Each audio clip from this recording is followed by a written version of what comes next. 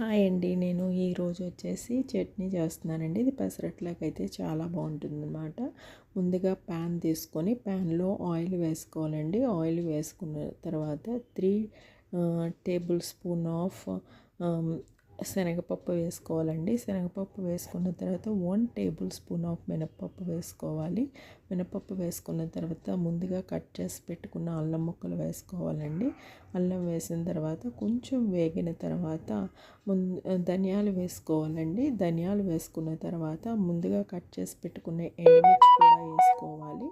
వేసుకొని మొత్తం అంతా కలిపిన తర్వాత అవి కొంచెం చల్లారిన తర్వాత కొంచెం సాల్ట్ వేసుకొని మిక్సీ పట్టించుకోవాలండి మెత్తగా.